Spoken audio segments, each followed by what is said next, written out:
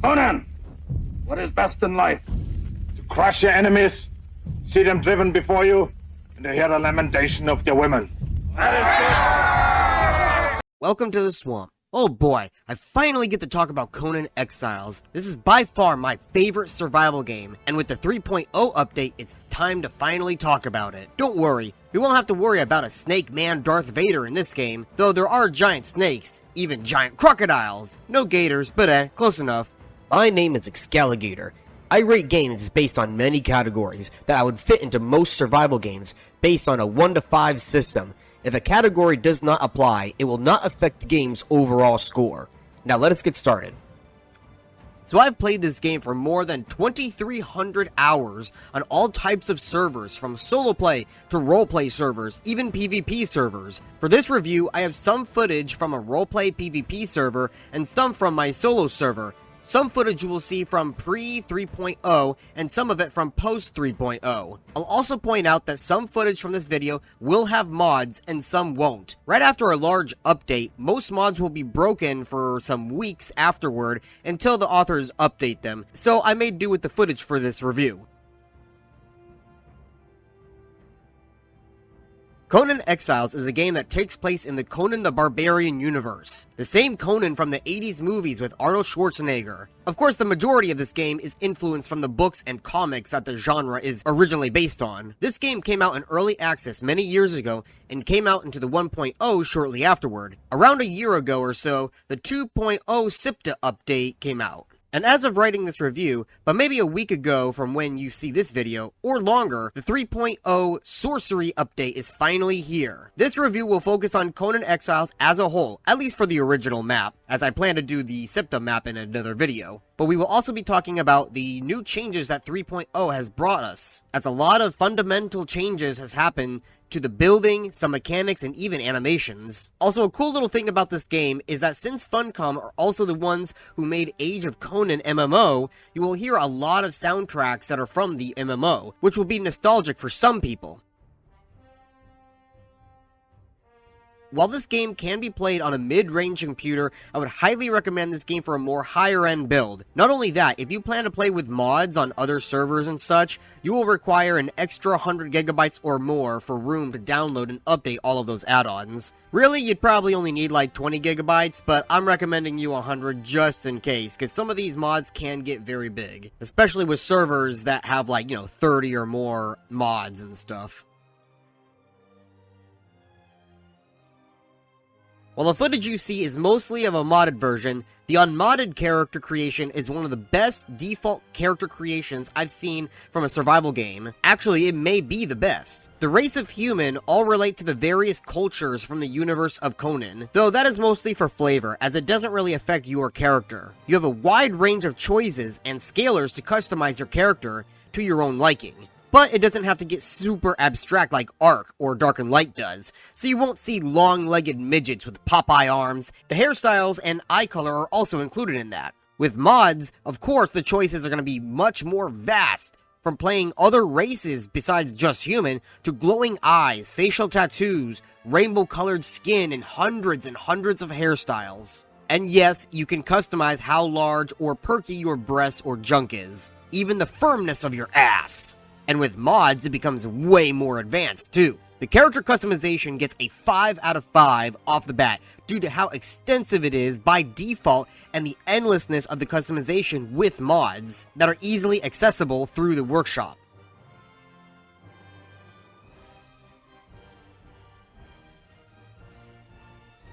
So I'm going to be mostly focusing on the vanilla map, as I plan to make the SIPTA DLC its own video, as well as a couple of mod maps that I've come to love. They require their own rated video as well. As you start off the vanilla map, you get a well-made cutscene that uses the in-game graphics. It is similar to the cinematic trailer that you see of the load-up of the game, where your character is nailed to a cross for crimes they did or didn't commit.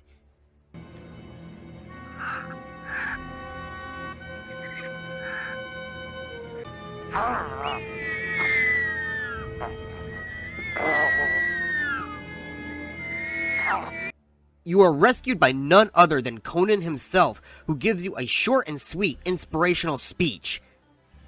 As he leaves, you are taken by a sandstorm and waken on the edges of the exiled lands. When you finally assume control of your character, you are pointed down a path to take. Behind you will be a vast sand dune. While you can explore some of the sand dunes, you will eventually reach a green magic wall that will instantly kill you if you touch it. That is the map boundary that in the in-game lore is called the Ghost Wall, to contain the exiles. We'll get more to that later. As you travel north, depending on whichever spawning point you have, you will eventually come across a giant river. This, by the players, is known as the Noob River. South of the river is basically Tier 0, Stone and Bone. It is the easiest area in the map, mostly. There are some select few areas that can destroy you, but in general, it is a fairly easy area to start off in. You start off like any other survival game, getting branches, rocks, fiber, making clothing, basic tools, and weapons. As you build up, you can build your first home and so on. Also, just because you see humans, don't approach them. The majority of humans are aggressive and will attack and kill you. Even turtles. While the green turtles are safe, red, blue, and so on will kill you on sight. Occasionally, you will see creatures that are larger than normal and have glowing eyes.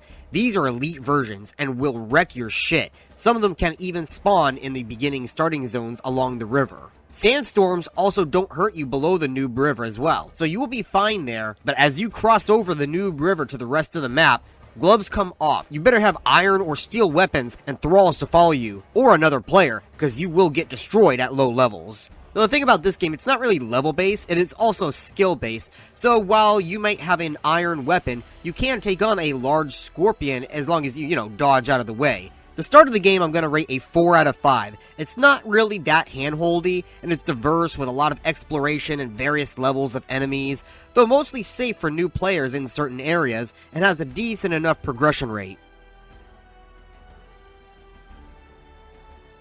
Off the bat, I am giving this a 5 out of 5. This is one of the best features of the game. The entire map has tons and tons of hidden and unique areas that sometimes, even after thousands of hours, I still find areas that I have not seen before. Every single area in the game has a purpose, from lore to dungeons, mini world bosses, and even larger world bosses, items and emote locations, rare resources, and so on.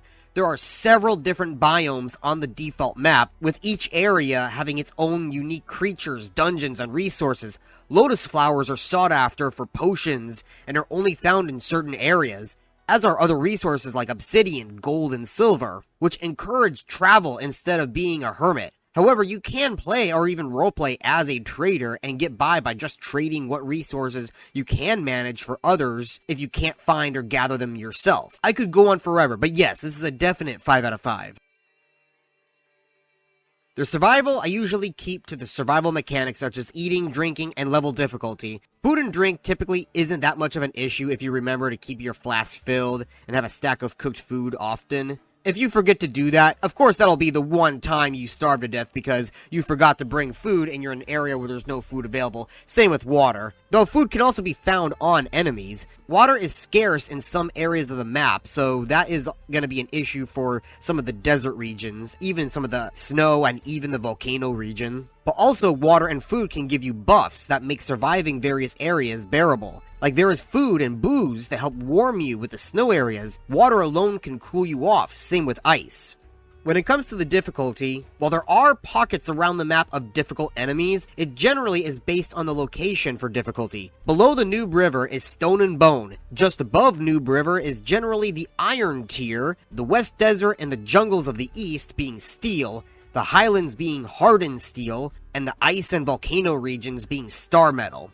Of course, that is a generalization. You have areas in the mid-desert that are practically endgame, like the Pit Dungeon or the Unnamed City biome. Dungeons in this game are generally endgame, but with a group of players, it can be done before you are geared for it. It also comes down to skill on fighting, which we could talk about in the PvE section.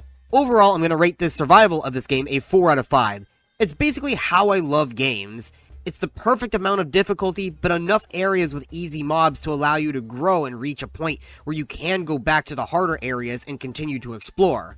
I'm sure many lobies tried to solo the summoning place and failed, only to come back with hardened steel and one-shot everything to explore the place fully. There is player level progression, which can render areas to be dirt easy, but there are still difficult areas to complete even at endgame. Though with skill and a powerful and geared follower, it is possible to even solo dungeons. Not completely perfect, but very damn good. This is going to cover the new building system from the 3.0 update. Originally, you were able to build by making the item pieces in your inventory and placing them, just like any other game. There are a lot of issues with this type of system that it had, one being that you didn't know how many pieces you needed, so you would under or over count. Weight was also an issue. Now with this new system, it's basically a copy-paste of Raft, where you equip a hammer and go into a building mode. It's not a bad thing, though there is one downside to it. Though before I get to the downside of it, the new building system means that your on-hand crafting menu is cleaned up by a ton, so it's not full of hundreds of building pieces and just sticks to the normal non-crafting table items that you can build. When you enter into the building mode, the items are all categorized so you can find them easy. Not only that, you can select items that are already built to quick switch back to it so you don't have to look for it again. Crafting benches and also decorations are there. The only issue with this new system, which is the downside, is that you can't build pieces and trade it off to others. You originally were able to make DLC pieces and trade it to people who don't have DLC pieces, then they would be able to use them. That will be impossible now unless an admin spawns them in for players to use. Unless you have a pickup mod which allows you to pick up the pieces after you place them and then trade them to other players. Other than that, the building system is one of the best of any survival game I've ever played. Valheim is a second place, but Conan will surpass it due to the amount of various styles of building from the base game alone, let alone the optional and cosmetic DLCs and the tons and tons of mods that add building pieces and tons of decor, which leads to a huge imaginative roleplay boon with player-made cities, villages. You got jars and rugs and a pile of coins laying around, and it makes the world feel lived in. Crafting of this game is pretty much the same as most survival games. You have the stone, iron, and steel tiers, and with a few other tiers of levels with armor and weapons. Crafting higher tiers will require lower tiered items like stone turning into brick and brick turning into hardened brick. Iron to steel and steel to hardened steel, which means lower leveled resources are still valued at endgame since they are used to make higher tiered items down the line. Of course, there are items that are purely low or high tier, though more often than not, every item has its use at all levels of the game. There is even a dismantling bench to take apart weapons and clothes that you can find and loot off of enemies. There are potions, cooking recipes, weapon oils, and modifications. Tons of variety for your playstyle, poisons included. Now with the newest update, you also have more magical items, even spellcasting, but we'll get into that in the PvE section. You learn recipes mostly from your feats tab that will show how many points you have earned per main level acquired, and you can use them to learn and make things. You won't be able to learn everything as it will promote you to trade with others though. The farming is rather useless in this game. It really only is used to make herbs that are found on the other side of the world so you don't have to take as many trips for it. But at a certain point with horses, map rooms, and even teleports on some servers who have the Pippi mod, it's really not that bad if you have to travel from the jungle biome to the highlands and so on for some Black Lotus.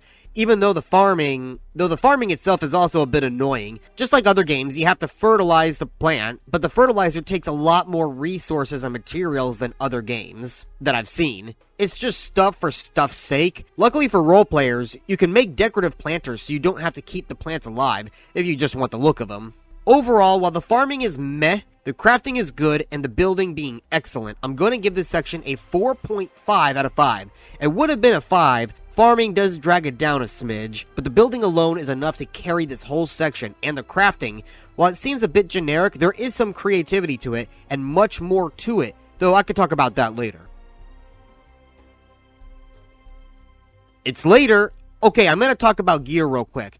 While it can be covered in the crafting section, I think the fact that the gear in this game being mostly cosmetic is more of a PvE system, as it leads to horizontal progression. The majority of the gear in this game is cosmetic only, like I just said, and are equivalent to the iron tier, though some have specific stat bonuses. As you get to endgame, it is purely stat bonuses, as all of the gear in the game has an epic version. So that same Turin set that you had as a Lobby, which was an iron tier, you have an epic version of it so you could wear at max level. Same with the Veneer and so on. There are also a lot of armor sets that are epic only as well, such as the Legion set, which you will see me wearing in some of these clips. There is also the Godbreaker and some other armor sets that are acquired by finding the recipes from dungeons or hidden locations in the game. Dungeons are all over the world. There are many both non-instance and instance dungeons. The pit in the middle of the desert is an example of a non-instance dungeon. The Frost Giant Temple with the Black Ice Forge too. Most dungeons offer unique recipes for armor, weapons, and placeables, and so on. They are all also unique with mini-bosses and final bosses. Some of the dungeons that I want to note are the Midnight Grove, which is the dungeon that you meet one of the gods of the game, and by defeating his champion, you will earn his favor and learn how to worship him properly. Another favorite dungeon is the Black Keep.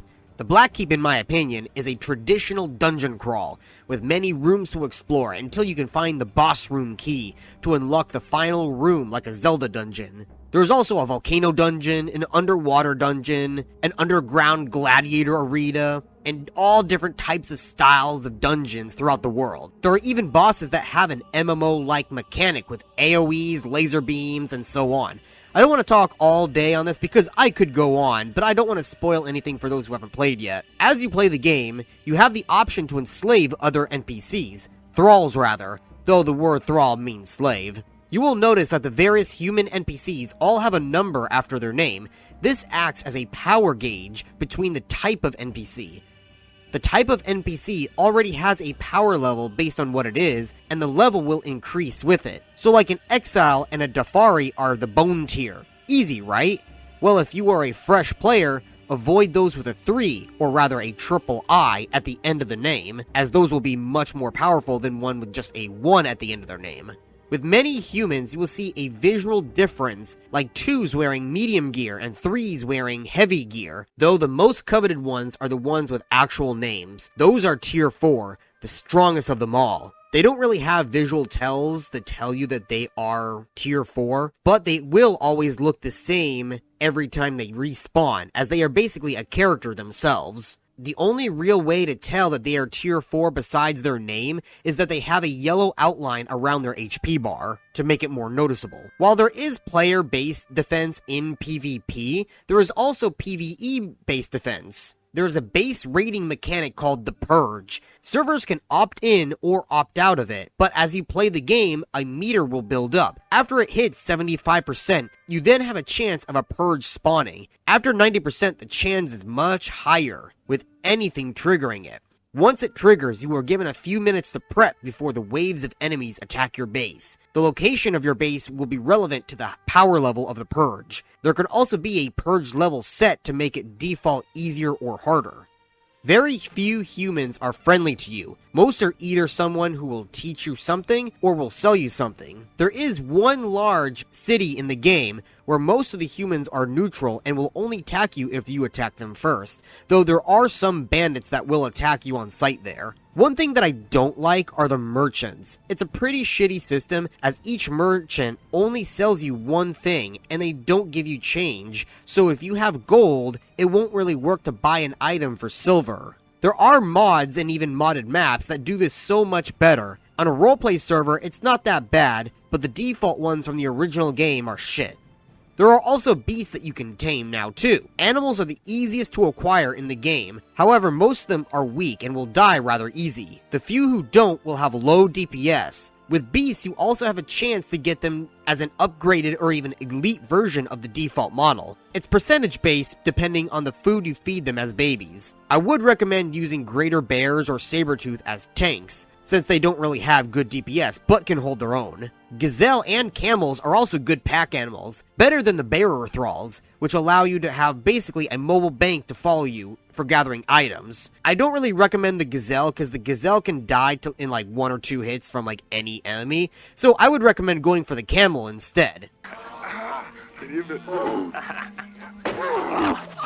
The PvE combat itself is a hit or miss with most people. Some people don't like it for whatever reason. I personally like it. There is, of course, a meta in the PvP, but for PvE, you can use really whatever weapon you want. Each weapon has its own fighting style. Think of it as your class from an MMO. And when you are tired of fighting with one style, you can just switch weapons. It's that easy. I personally love using the two-handed sword. Normally in video games, I like to hit fast, even though it gives me a lower DPS rate, but here I love going a bit slower just to see those big numbers. Based on your playstyle, you can increase the progression of your character through the Attribute tab. It has changed as of 3.0. You will now notice as a veteran player that the Archery and Survival tabs are gone. Survival is built into the new Encumbrance tab, though I think it's named something else now. The rest is basically the same, however the attribute bonuses are different. Some are the same but remapped to a different area on the bar, and others are new altogether. Something else that is new is that now you have a choice at the second and the fourth point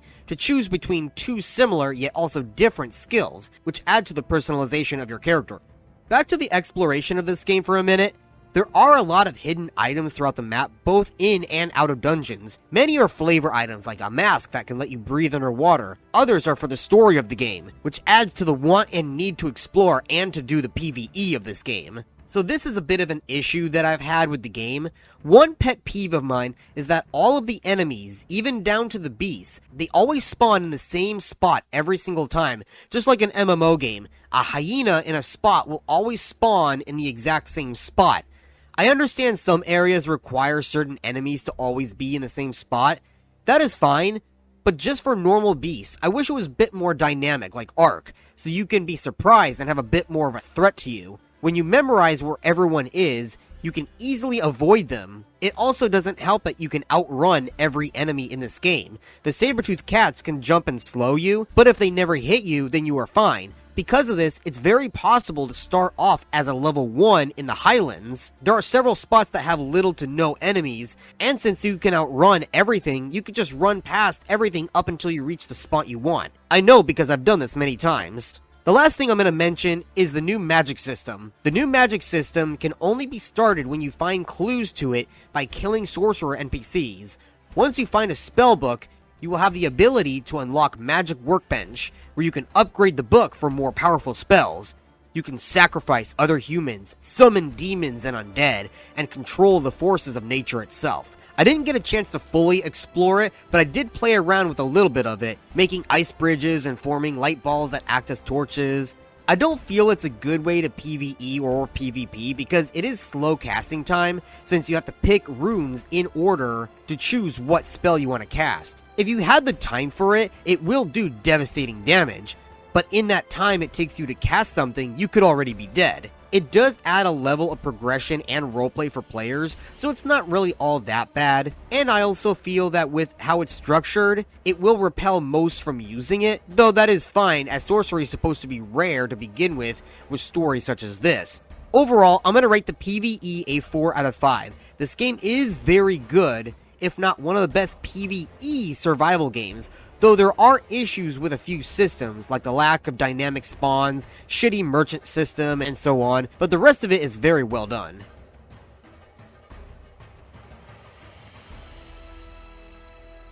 The PvP in this game is a bit annoying and just as toxic as any other survival game. You will have servers with mega clans that wipe everyone down, corpse camp, and so on. But let's say you play on a non-official server where rules are placed. It's not that bad. I've been on PvP servers where they have rules against killing on sight, and that first you have to declare war on another tribe and give them a time period to prepare, and have defenders online so that it's fair and even. Those are way more enjoyable than the offline raiding and dudes with star metal knives ganking you while you were in rags. I once ran around the set city looking for emotes. I only had pants on, just in the event that I was killed so I wouldn't lose my stuff. A guy ran up and killed me. His excuse was that I was fully armored and ran up on him, so he was defending himself. And I'm like, that's bullshit. I only had pants on. He doubled down and continued the argument for a while, saying that having pants on is considered armored when really it wasn't. One tip I would give anyone wanting to play on a PvP server is to never build your home with windows. Windows will allow somebody to look in and reach in to open containers and workbenches inside. I once had someone reach in to a chest where I kept pets. They then spawned over 20 pets right outside of my base, which then attacked my base. Luckily, the server prohibited spam like that, so the admin removed them for me, though I wasn't compensated for it. I would also like to say that for any role players, never ever join a roleplay PvP server. If you are a serious role player or even a dedicated role player, you will have those kinds of people who kill on sight you and say that they are marauders, so that's how they roleplay when we all know it's not real roleplay. Moving away from roleplay, you have base defenses, with building bases and even the gear you wear. There are, of course, optimal ways to build your character and your base. One would be to build on the top of a very high rock pillar, because the ground can't be destroyed, and with it being high up, it'll be harder to raid and destroy. With weapons and fighting others, knives and spears are the better weapons, though that may change with patches and balancing hotfixes. Capturing other players is a thing, just like in Ark. Thralls can help you defend bases. Having archers stationed around is good. You can also place traps and palisades to damage players who trespass. Attackers can build trebuchets and bombs to blow holes in your foundations. Something else that is mostly PvP related, though on most servers this option is turned off. It would be summoning the gods. That requires you to do a lot of preparation and to wait out a long cast time to summon an avatar of the god that you worship. Someone then can assume the control of the avatar and destroy everything and everyone in their path for a short period of time. But this is way overpowered, so nearly most of the servers outlaw it. A side thing that you can do is have battle standards that will allow an area for PvP on PvE servers. Basically an area of effect that will trigger PvP if you consent to it, so you can have PvP on a PvE server. Now that there's a lance item, you can hop on a horse and joust others, or just impale them on your spear. I'm going to rate this a 4 out of 5 due to the fact that you have a variety of PvP activities within this game. While the PvP does have flaws that most survival games have, I feel that it's not as bad as I make it out to be, and that compared to other games, it's one of the better ones, as there are plenty of servers with their own rules to allow for someone to get a good foothold and progress without being steamrolled every single time they spawn. The story delivery is kind of shit. There is a story, kinda, but it's nothing that is super in-depth like Subnautica, with a character-driven story or anything. There is certainly world lore, and by finding ghosts of the past, which can either teach you things or point you in the direction of treasure and such, to alien-like ruins and magical items to seek out. Even Conan himself is there to give you a few hints at where you could find some cool things in the world. But the story of your character is what you make it, not what the game tells you for the most part. And that is something I like. I like making my own story for my own character, but it doesn't really fit with the theme of this game if you play for the purposes of beating the quote-unquote story mode. On a roleplay server, you can easily ignore this and just play your character. But if you play solo, for an example, just to play through the game, your story is that you need to seek a way out of the exiled lands, and that story itself is the issue I have with this section. This is a bit of a mess, so I'm just gonna give this part a 3 out of 5 standard score because I really don't know how to rate this. I like the open-ended make your own path, but the story that is available I don't like. You might be like, well, the story is you're trying to escape, right? What's wrong with that? I'll tell you why in the next section. The Exiled Lands are not really in the Conan the Barbarian lore, but the lore of the game is that the land is magically locked to act as a prison cell. Thieves, murderers, they're all sent here to be exiled and remain here. You are exiled here and remain here with the bracelet that prevents you from leaving or you will die. While on a multiplayer PvE, PvP, or roleplay server, you can easily ignore your single player story that is assigned to you. However, for those people who are only interested in the single player story, I'm going to spoil everything here. Normally I don't spoil story, but this is an exception. The goal of this game is to find a way to remove the bracelet and escape. After gathering all of the required items, you will eventually make the keystone item. When you go to use it, it tells you that if you choose to do this, your character will be deleted and you will be forced to make a new character. If you choose to escape, it will show a shitty animation of you walking out into the distance, free of the cursed bracelet, and escape the exiled lands to return home. But being that this is a game about the exiled lands and not Hyboria itself, you can't follow your character, which is why you are forced to delete delete it and make a new character. Yes, it is an ending to the story, and it is the goal from the start, but at the same time, it doesn't really feel satisfying, at least to me. If you're someone who wants to reach the end and that's all you care about, then yeah, you will feel satisfied due to the amount of challenges you have to complete in order to gather all of the items, but I feel it's better to create your own story and your own legacy instead of returning to the life that has forsaken you to this land. You build from the ground up. You build villages, castles, you become a lord or king over the land, and become greater than you ever were in your miserable life that caused you to be here to begin with. It also doesn't help that the cutscene at the end is very lame compared to the intro that you got at the start of your playthrough, which is much better. But that's just me. Either way, I'm going to rate this a 3 out of 5 because there are people who will like it, and then there's others who won't like it. So I'm not going to give it a rating based on either of the extremes and just give it an in-the-middle score.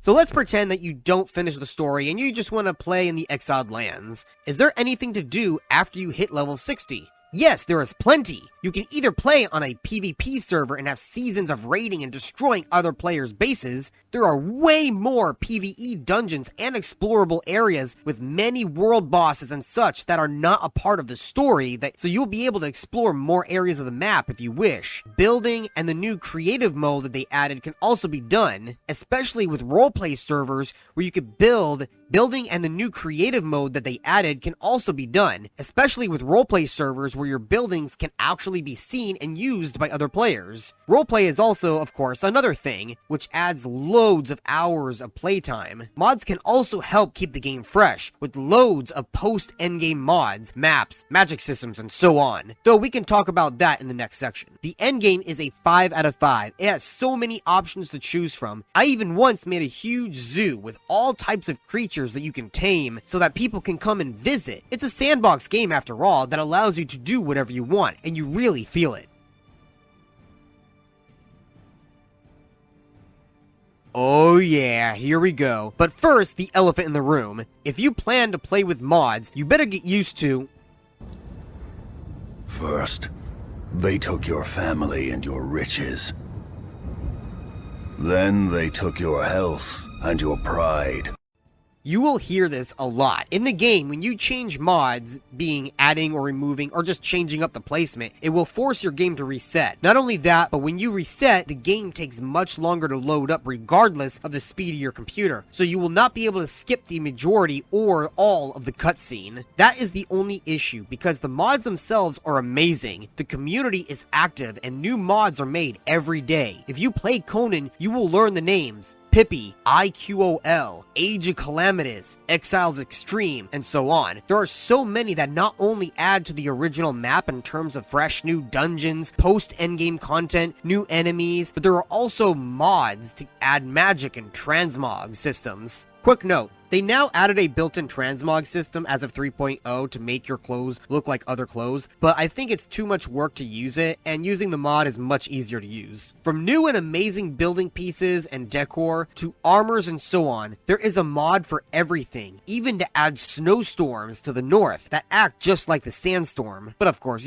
with snow. With so many mods to make this game new and fresh with many types of content and ways to play, you will never get bored of this game. And yes, there are mods to add adult activities. Mods are going to be a 4.5 out of 5. It would have been a 5 out of 5, but I dropped it a bit because of the fact that you have to reset the game every time you want to join a multiplayer server with mods. There is a way to preset the mods to avoid this, but anytime a mod has to update, which is quite often, that plan basically goes to shit and you have to reset the mods in the list again.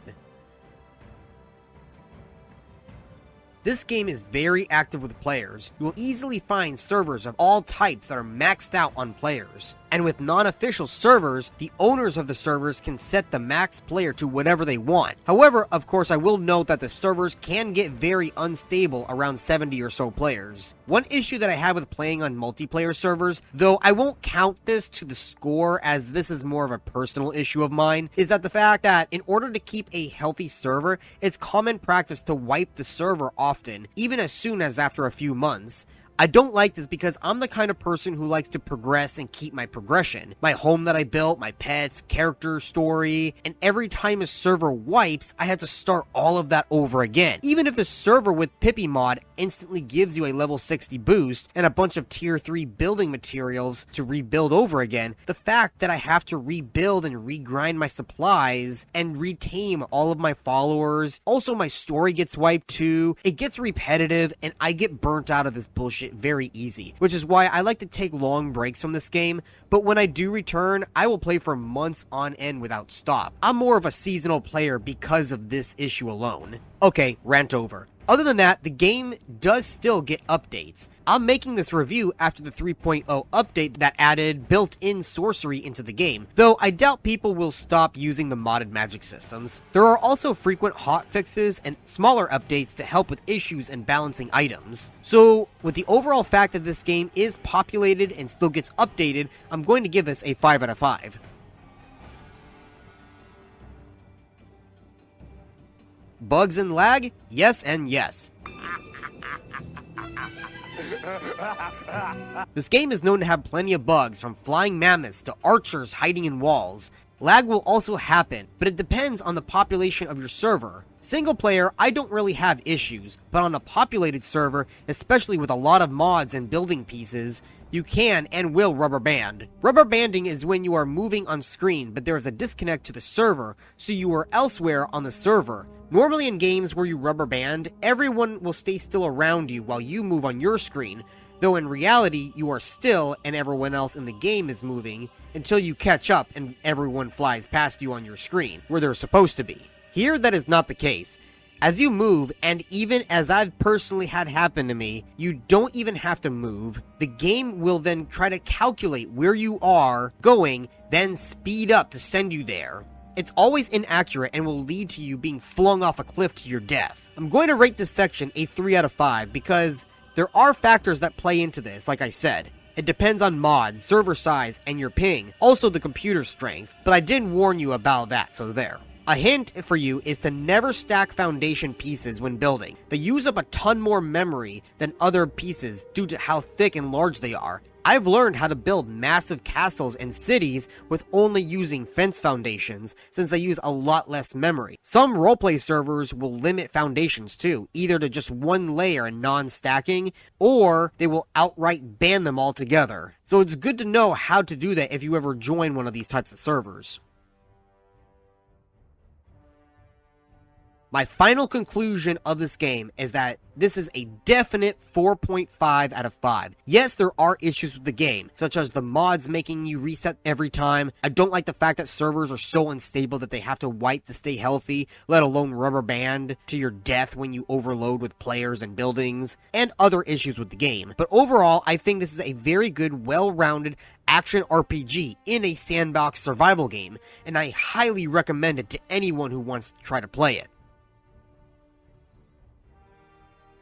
Also, as a side note real quick, the DLCs of this game are purely cosmetic. Anytime a DLC has been added, which would add a new mechanic to the game, the mechanic itself always has a form that will enter into the free game alone, so that way you're not being locked out of the mechanic with a paywall. All the DLCs themselves do is add different levels of skins for the various items, so you will have different skins for the same exact item, which I think is fine. I've personally bought every single DLC because I am a role player and I like to make a bunch of unique various locations and cities, but they are not mandatory at all, especially with ways that you can get around the new building system, so you can trade building pieces to other players and such, but I thought that was something just to point out. There is a new battle pass system, but I'm not really too familiar with how it functions. From what I gather, it looks like the Battle Pass system is stuff that you can unlock in-game with a type of daily quest system. So every time you do a daily quest that it assigns you to do, you gain levels, and with gaining levels and, I guess, Crom coins or something, you can earn the different items that are available to you. But if you wanted to, you could purchase in-game currency to buy these items. But from what I've seen, most of these items seem to be purely cosmetic or one-time use potions or something. not really anything that would give you a benefit in the game itself. So it's really not that bad, but at the same time, I'm not really liking this system. I think the original optional cosmetic DLCs were better, but again, it's not the worst thing in the world, and there are games who have done way worse, so I'm just gonna say that and leave it as is. I didn't want to include that into the main review because I'm not really too familiar with it, but, you know, I'm just pointing that out. And that is the end of my review. If you liked my full review, please subscribe to this channel, as I will be making more in-depth reviews and even TLDR versions of many open-world, sandbox RPG games, including those that no one ever talks about in the deepest, darkest depths of Steam. Some games that even look like the muck at the bottom of my pond. If you have any suggestions for which game to do next, please comment below. Florida Gator Man out!